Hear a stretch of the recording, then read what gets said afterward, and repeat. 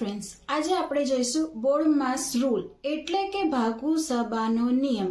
હવે આ નિયમના એક્ઝામ્પલ 6ઠા, 7મા, 8મા, 9મા, 10મા, ઇવન એન્જિનિયરિંગ જે ડિપ્લોમા એન્જિનિયરિંગ હોય છે એમાં પણ પૂછાય છે.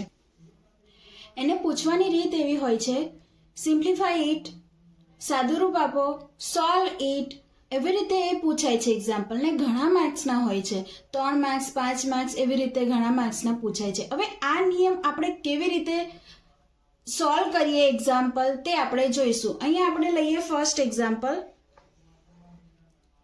3 into 40 divided by 8 plus 7 minus 2.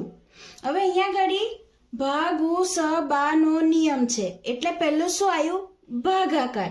અહીંયા ઘડી કોઈ જગ્યાએ ભાગાકાર છે? હા છે, અહીંયા ઘડી ભાગાકાર છે, તો આપણે એને પહેલા સોલ્વ કરીએ. બીજું બધું એવી રીતે જ લખીશું જેવી રીતે છે. 40 divided by 8 કેટલા થશે? 5 plus 7 minus 2. હવે જોઈએ ભા પછી આવશે ગુ એટલે કે ગુણાકાર. અહીંયા ગુણાકાર છે, હા અહીંયા છે. 5 તારી 15 પ્લસ 7 માઇનસ 2. હવે સ એટલે સરવાળો, સરવાળો પણ છે. 15 પ્લસ 7 22 માઇનસ 2 અને લાસ્ટ આવશે બાદબાકી એટલે કે 22 minus 2 is 20.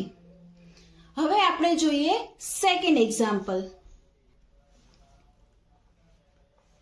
સેકન્ડ એક્ઝામ્પલ આપણે જોઈએ 6 plus 36 divided by 9 into 5 minus 7. હવે અહીંયા ઘડી પહેલું જોઈએ ભા એટલે કે ભાગાકાર છે, હા 36 divided by 9. 6 plus 36 divided by 9 કેટલા થાય? 4 into 5 minus 7. હવે એના પછી શું આવ્યું? ગુણાકાર. તો છે હા 6 plus 5 into 4 20 minus 7. હવે આવશે સરવાળો. 20 plus 6 26 minus 7 is equals to 19.